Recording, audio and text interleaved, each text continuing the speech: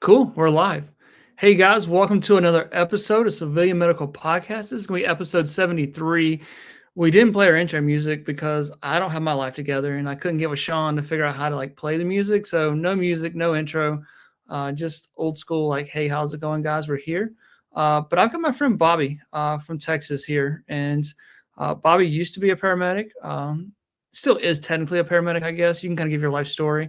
But I invited him on the podcast and I was like, hey, do you want to come on and let's talk about a few things? Got a few episodes kind of already lined up to talk about. We were going to do jiu-jitsu, but then there's been a lot of aviation stuff happen. So we thought that might be more pertinent to talk about. So, Bobby, introduce yourself.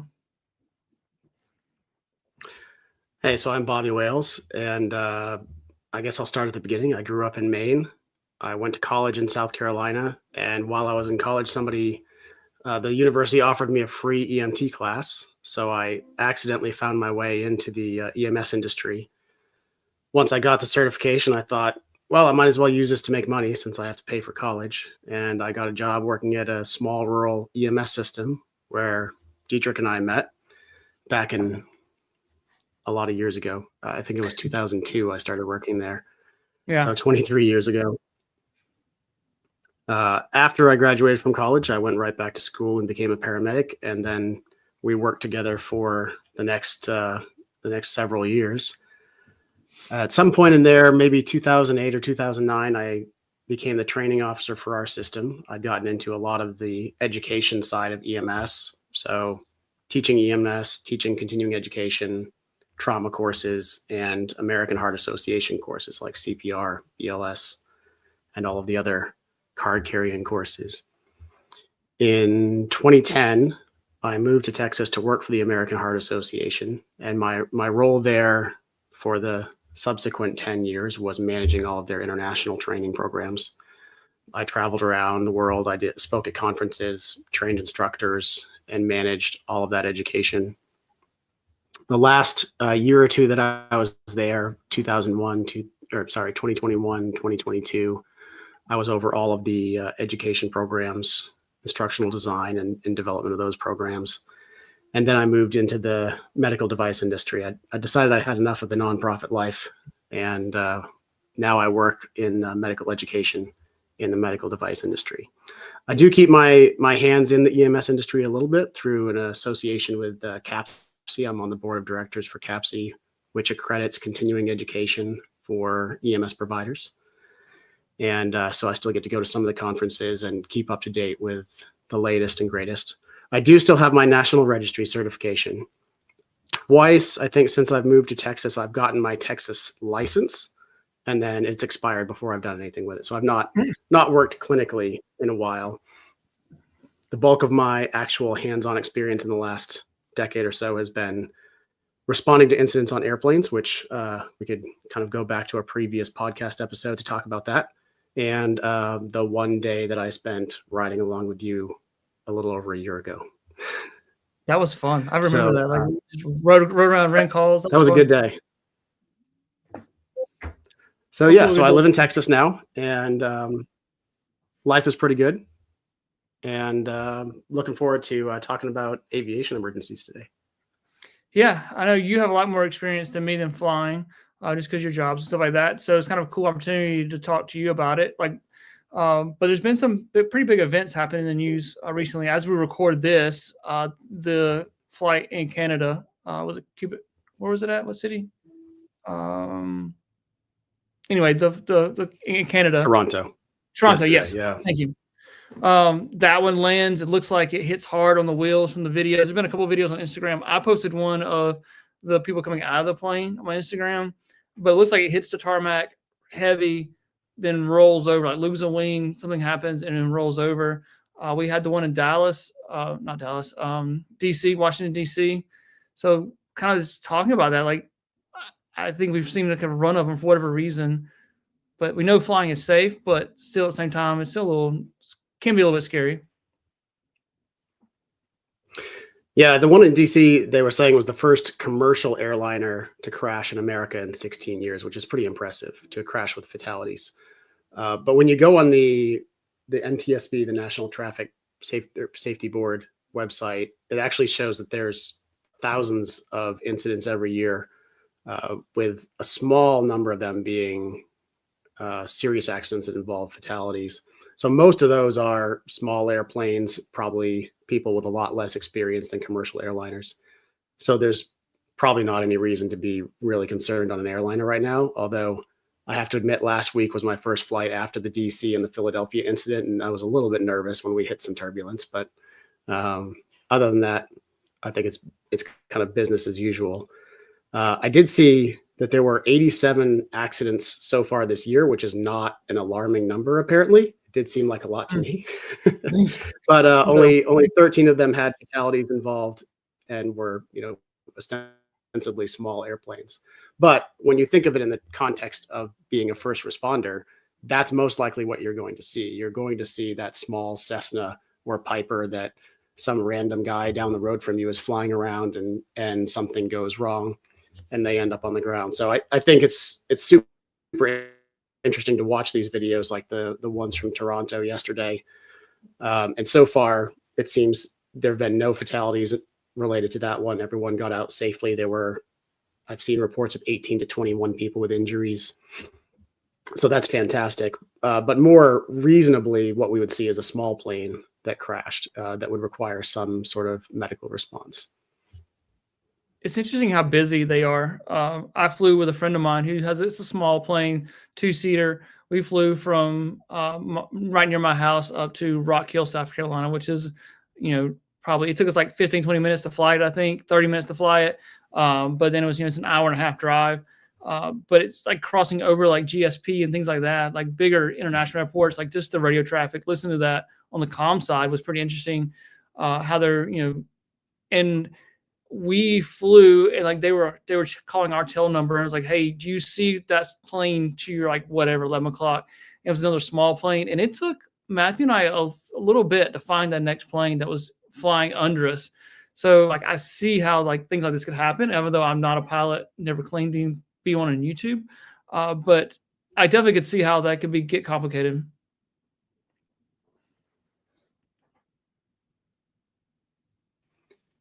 Yeah, I'm not a pilot either. I do have 1.5 hours of documented flight time. So I have controlled an airplane before, but that's not anything near being a pilot.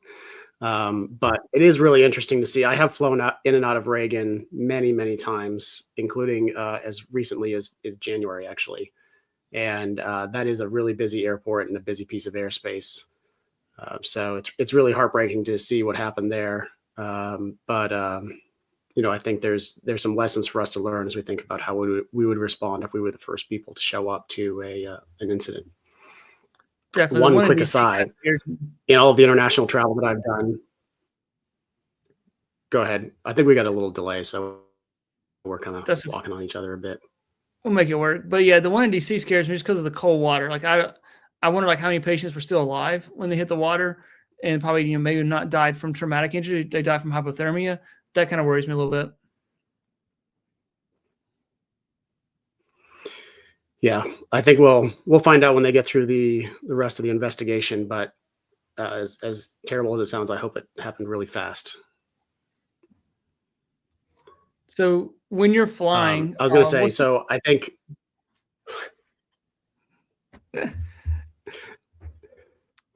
Go ahead. Okay. I was just going to say, I travel a lot for international work. And one thing that I learned over the years is that whenever there's an incident and the airplane has to be evacuated, even if it's not a crash, but just anything wrong with the airplane, if it has to be evacuated, if you don't have your travel documents on you, like your passport, you will be held into a confined area until your bags can be retrieved off the airplane, which can be many hours later. So anytime that you are on the airplane, taxiing, taking off, landing, taxiing, have your ID, your passport on you so that if you get off the plane, you don't have to wait for them to be able to retrieve bags to be verified. And if there is an emergency, particularly like the one in Toronto, don't try to take your bag with you. There have been a few recent crashes where as people have gone, they're trying to get their bags, and that's slowing everybody else down.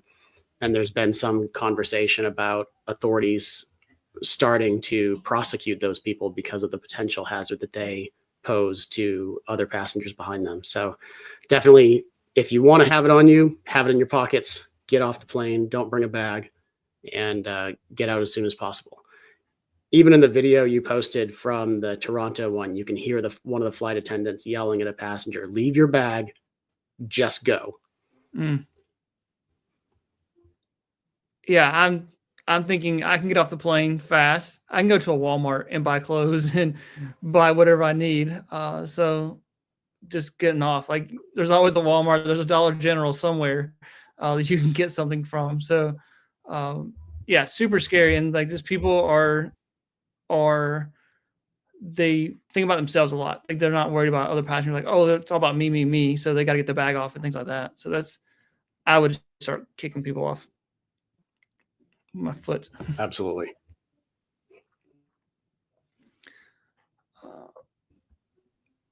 So yeah, like I live near a small airport. It doesn't have a lot. It's little small jets will come in, little small. We actually have a medical helicopter that lands there. So we've seen some things here. Most of the time, they'll declare in-flight emergency, and then we get the fire department, EMS, and maybe like a hazmat team already on standby for that incident because we just depending on what the in-flight emergency might be.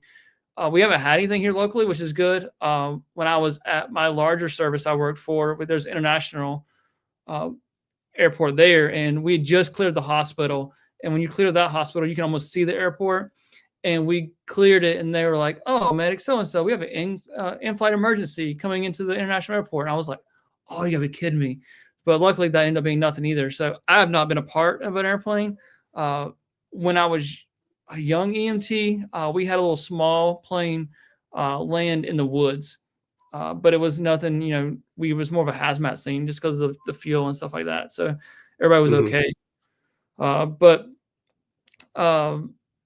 thinking about responders, if you're listening to this, thinking about how many patients you're having, additional resources you're going to need, because even a small airplane crashing can tax your service. And if you have, 2, 3, 8, 9, 10 ambulances, and you have a large airplane that crash, that's going to tax your resources very quickly. You're going to have to look outside your agency very quickly for resources. And that's going to come with training and relationships and connections. That's when the biggest thing we talk about with our MCI training is relationships and connections. That I know people by their first name, that if I call them and going, "Hey, Aaron, I need 17 ambulances," I can get 17 ambulances from Aaron. Or, I'm calling Greg, telling Greg, "I need some ambulances." So it's on a first name basis with people to get equipment and get things like that. So I think that's one of the biggest things we miss in EMS is having those relationships with outside agencies and departments to be able to come together. And you can take all the NIMS training, ICS trainings you want, but if those relationships, you're trying to introduce yourself in the moment of this incident, then it's going to be bad.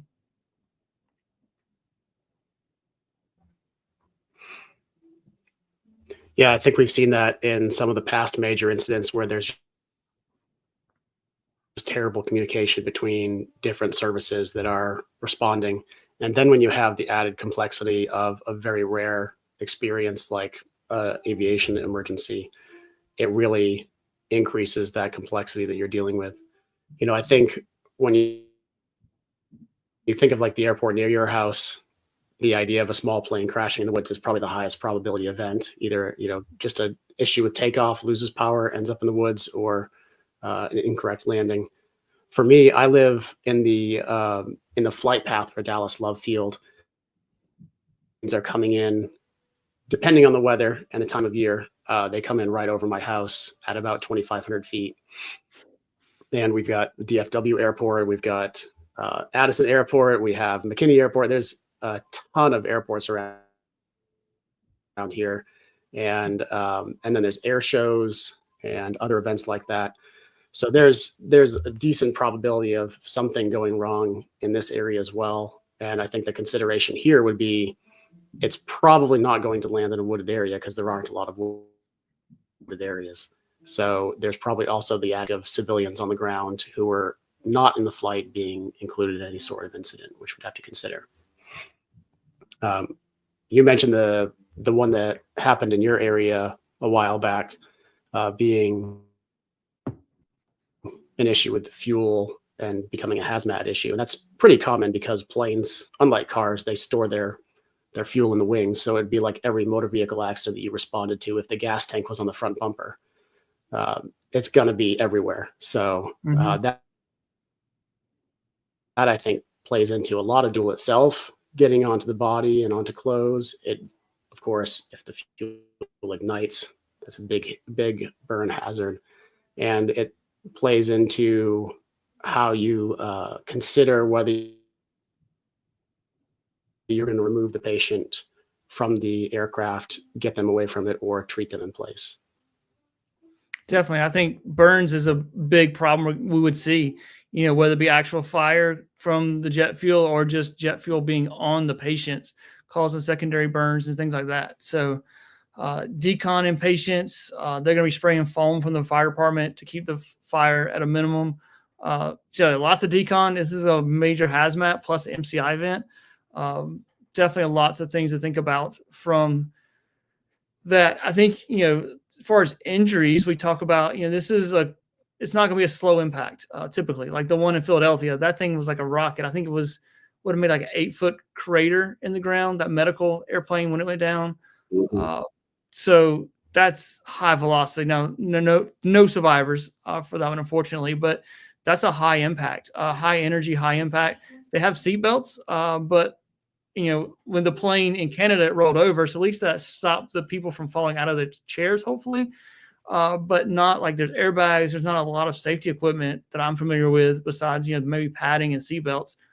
But you're going to have a lot of neck and back fractures, head injuries, and then you think about burns and stuff like that. Lots of injuries to think about. Yeah, absolutely. I think we would I would look at it, if I were the first responder walking up on a plane, not as part of an EMS or a fire department, I would think of it as pretty similar to a car crash. But, thinking about head injuries, thinking about fractures, thinking about bleeding, treating everything the way that I would treat in a car accident, with the added thought in the back of my head that if possible, I may want to move the patient a little sooner and take a little less care for head and neck injuries and get them away from the plane, especially if there's any sign of fuel leaking, which there likely would be.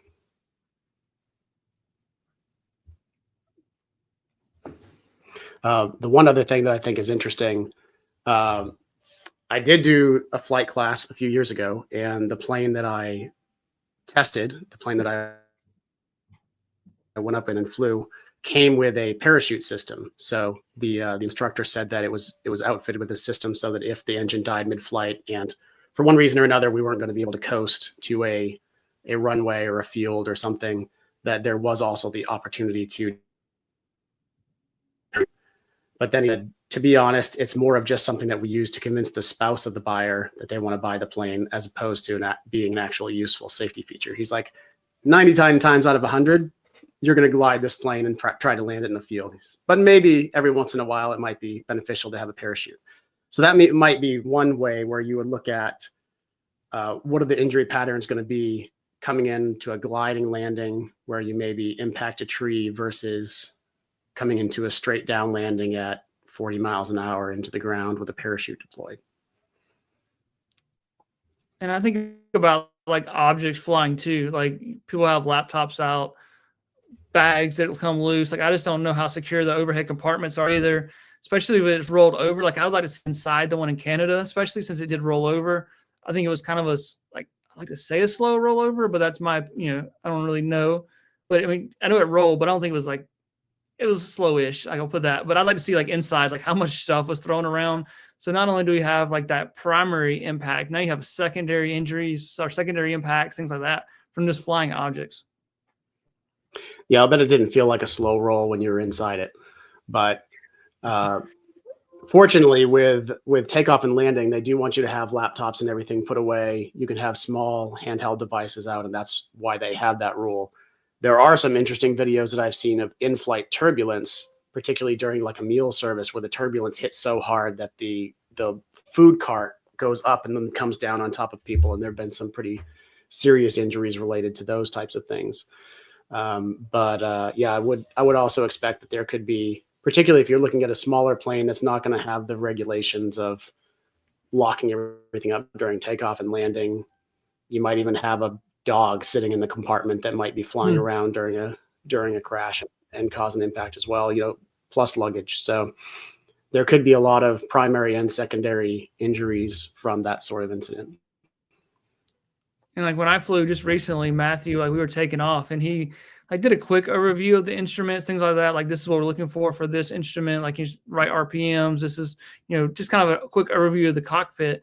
It was like, if you see anything wrong, we're not joking this time. Like something happens, like I want you to speak up. If you see something off, let me know. No jokes. And I was like, okay, like, I mean, fair enough. That's both of our lives are in danger. We're going to be the first ones there to the accident. But yeah, it's definitely kind of nerve-wracking taking off and landing. But once you're in the air, I feel okay. But like the taking off and landing, especially in a smaller plane, I'm like, that's a little sketchy.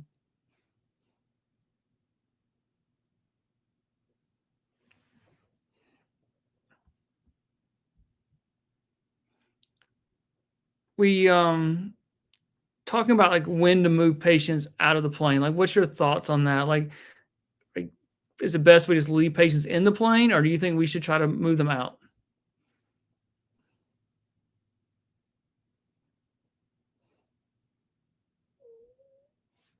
Your mic's muted.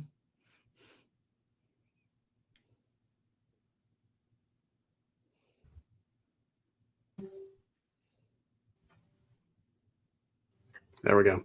There we go. From a patient care perspective, I think we want to leave patients as they are until we're ready to package them for transport.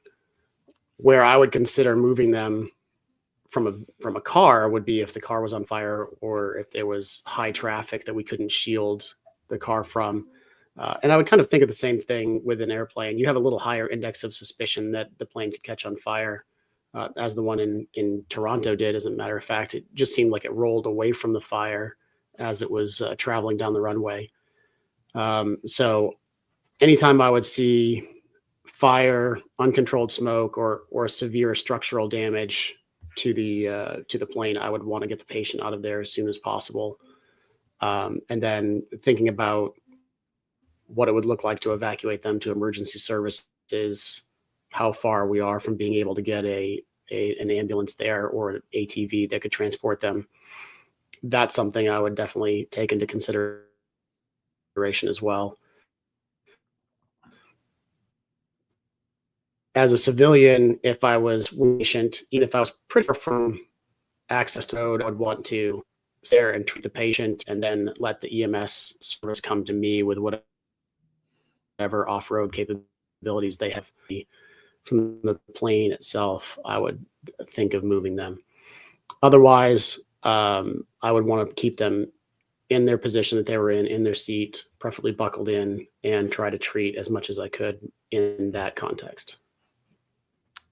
Yeah, I would agree with that. I think the pilot and the crew are going to be ones that make decisions on start to export people and move them out. So I would let the crew kind of make that decision.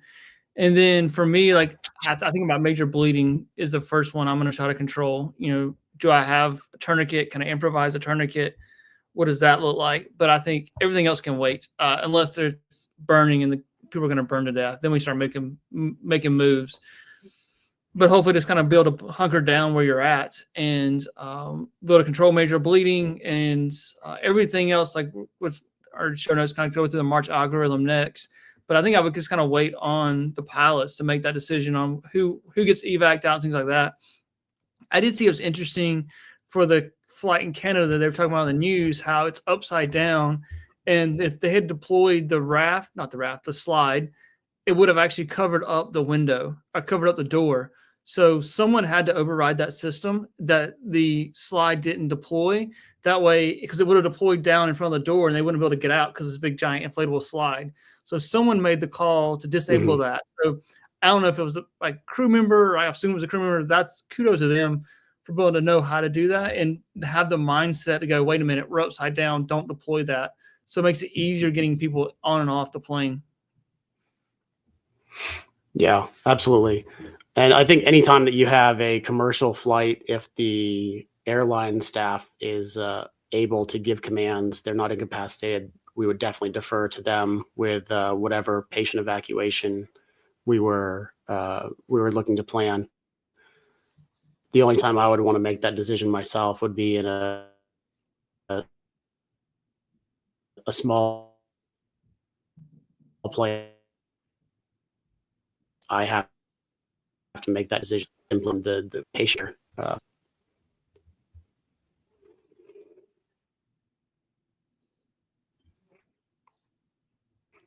think your internet's frozen. There we go. I got most of that.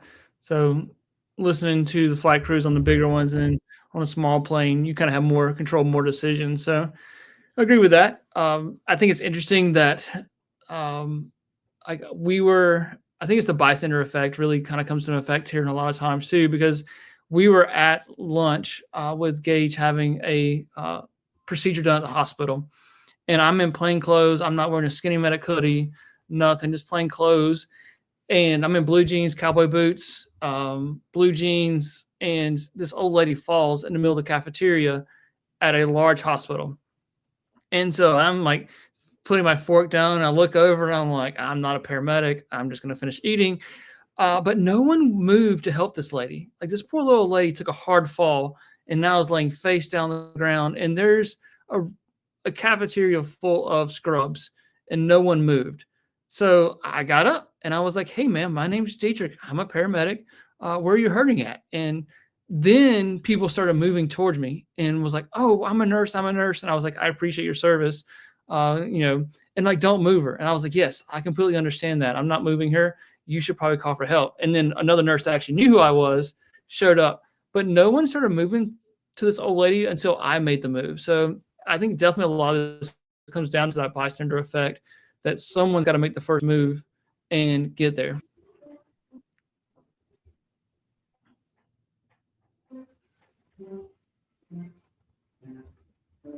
Yeah, absolutely. I think that's why it's so important to get some training, as much training as you can, just because you want to have that confidence to be the person to make the first move in a situation like that, where there are other potential bystanders around.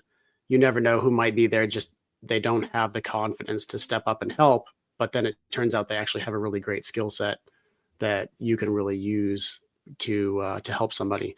And then, of course, there's always a situation where maybe there is no one else around and you have to be the first responder. So I think it's super important for people to get as much training as they can in providing first aid and medical care so that they can be of assistance in an emergency. And thinking about the treatment, we went through the March algorithm pretty good detail in the beginning of this whole podcast adventure. But the first thing we want to think about is moving off of the X. And that's, stop the threat, get off the X. Well, the threat here and this episode is the plane. Like, it is the fire, is debris, it is the hazmat scene. So you got to get off the X, get off the plane, get out of the area. That's the major first move, I feel like, because there's still danger. And then going through the March algorithm, massive bleeding is what we're going to take care of first with tourniquets, wound packing, pressure bandages. Airway, you probably don't have an MPA in your pocket that you can whip out to show up someone's nose because they're unconscious. If you do, kudos to you. Send me a picture. I want to see it, and I will send you a free MPA. But positioning is important as well. Just log rolling someone and putting them into that recovery position will open up their airway and protect the airway. It's not the gold standard, the perfect way to secure the airway, but it'll what will work in a pinch like this. And then respiratory, thinking about how do we help someone breathe? Maybe they have oxygen that comes down off of the top that we can go ahead and put someone on oxygen. Maybe we have to look at, improvised chest seal, maybe it's an impaled object, things like that. And then, going back to circulation, going through and just making sure we keep them, we haven't missed any kind of major bleeding, kind of looking for fractures and kind of doing that good secondary exam. And then hypothermia and head injuries. We talked about that before. Even the Canada crash and the DC crash, hypothermia is a big deal. We've had patients now survive an aircraft crash and now they're going to die of hypothermia. And we know that sets in very quickly, especially with the water temperatures they were in DC. They did not have a long time to survive once they were exposed to that cold water. Yeah, the Toronto crash I thought was interesting because, of course, they were evacuating out into freshly fallen snow, and you could see people that were in short sleeve shirts because that's what they had been wearing on the plane. And then as the camera on one of the views panned away, there were fire trucks there that were spraying. I wasn't sure if it was foam or water, but I guarantee whatever it was really cold when it was hitting those people coming out of the plane. So there's massive hypothermia risk there. As soon as you have the opportunity, you want to get those people somewhere warm, get them covered, and be able to provide that kind of treatment to protect them. Hypothermia is kind of a double-edged sword because on the one hand, hypothermia can kill you. On the other hand, hypothermia can also exacerbate blood loss because it interferes with your body's ability to clot. So it's something, anytime we have a trauma patient, we want to protect them against hypothermia and make sure that we're keeping them as warm as we can in the circumstances. I mean, we've seen this in our experience. If you're working a car wreck in the middle of the winter, staying out on the road, you get them out as fast as you can and get them covered with warm blankets into an ambulance, warm fluid if you had available, and whether with less than ideal clothing for that context. I think you want to make sure to have that as a high priority. Yeah, I think so. And I think about, they're not grabbing bags and stuff like that getting off the plane. I'm going to be super comfortable that I'm cold because I am probably in a hoodie and sweatpants, the most comfortable I can get coming off of that plane. And now I'm going to be freezing cold. Like I'm not worried about my bag. I'm worried about my hoodie, my jacket, things like that. But yeah, like that's going to be, now you have cold, wet patients that may not even be injured, but now they're hypothermic and dealing with frostbite. And even that could be, something that's maybe not life threatening, but it's definitely an irritant at the least. So yeah, I saw them like they had the boom over and they're spraying, I believe it was foam, maybe it was water. But now you've got moisture even more created in the atmosphere. So definitely not fun for people getting off the plane.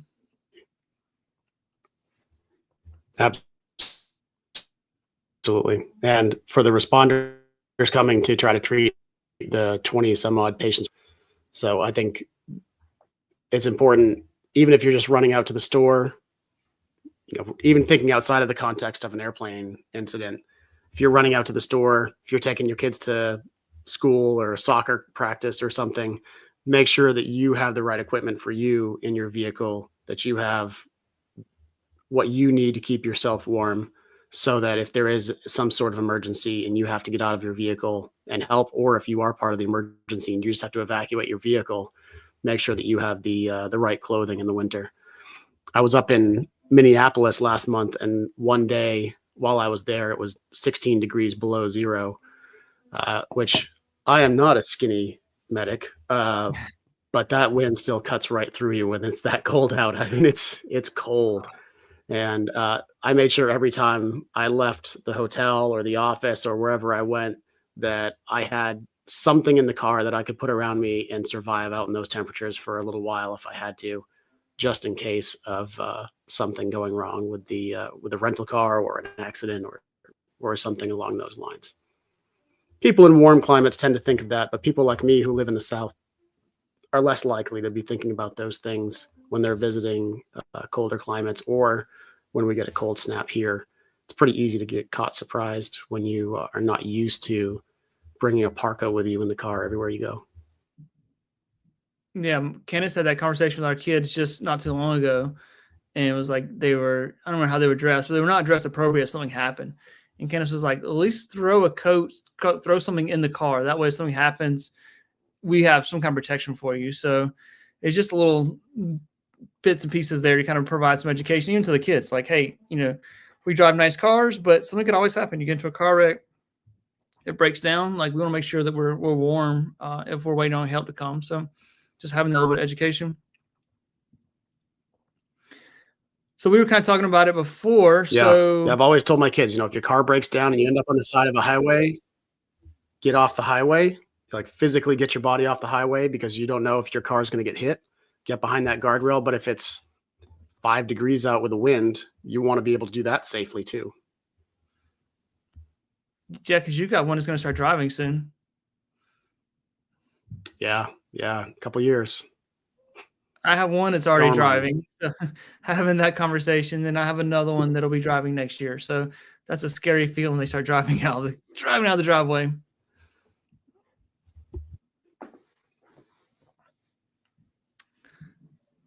So our initial, what we had kind of the next episode we wanted to kind of just tease you guys a little bit is, so you've been doing jiu-jitsu longer than me. You're a blue belt. Got your nice hoodie there. I see your jiu-jitsu hoodie. Yep. Showing it off. Blue belts, you don't have to show up for warm-ups, or do you show up for warm-ups? How's that work?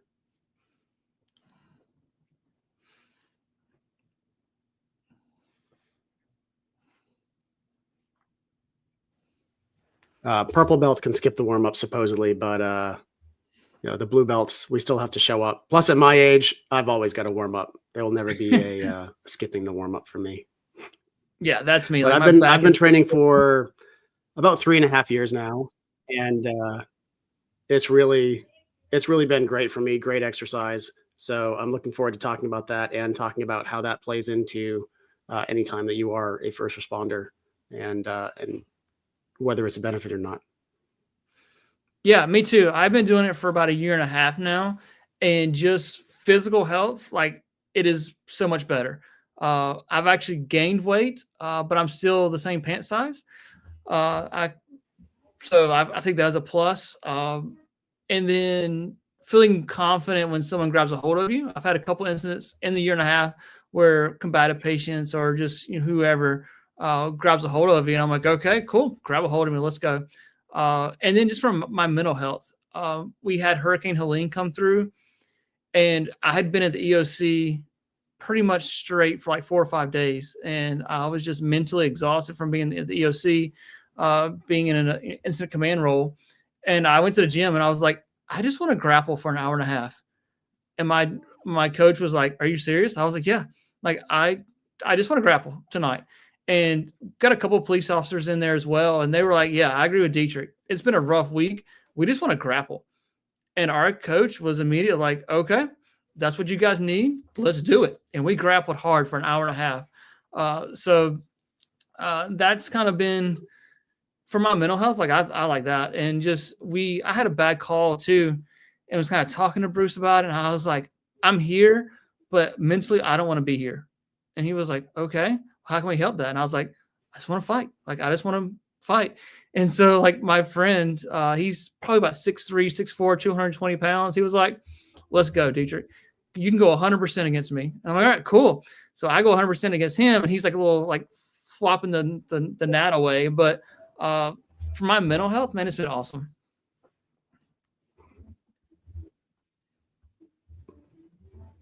That's great. I agree. You hear a lot about the value of meditation these days, and people say just being able to focus on one thing and clear your mind of all of the other stressors in your life for a little while. And I would say from the first minute that a class starts until I'm in my car on the way home, there's only one thing on my mind, and it's not getting choked out by my training partner. So there's just no room in your mind for all of the other things going on in life when someone's trying to choke you. So I don't know if that means our mental health is good or it's really bad, or at least it's improving, one or the other. But it means something, I'm sure. Definitely. Like Sam, prep medic, was talking possibility he might fly out here to do some for his business. And I was like, dude, like, I got a free place to stay. Like, we just built a room over our garage. You can stay here. I was like, but you got to go to the gym. You got to go to jiu-jitsu with me. Like, we're going to go to jiu-jitsu, and we're going to record it.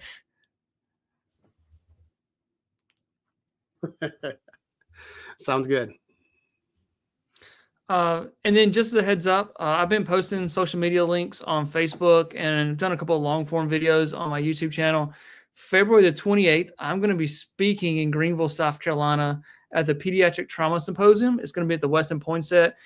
So if you're in the upstate area, or you want to come to the upstate area, would love to see you there. I'm going to be speaking on social media challenges, talking about, we've seen Benadryl challenge.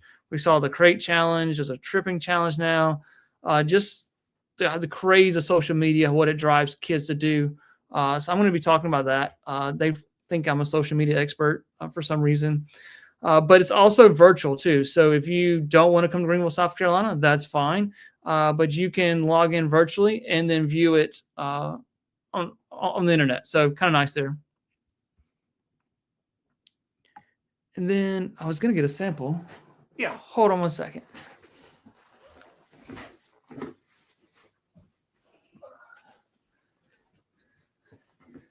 Tells you how bad my life is not organized.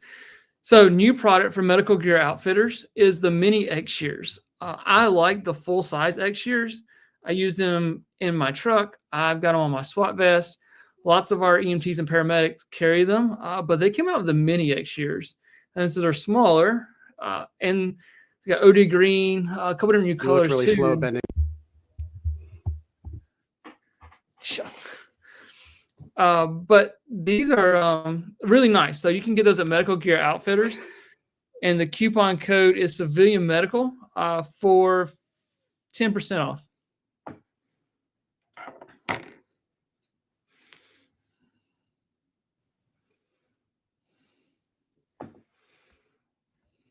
There was a lag there. There we go. Sounds good. Yeah, a lot of lag. All right, looking forward to talking more about jiu-jitsu next month, and hopefully not talking more aviation emergencies. Yeah, hopefully we're done with plane crashes for this month. Awesome. Well, thank you guys for tuning in. I appreciate you guys. Thank you for all support. Plan to be back next month. Thank you guys.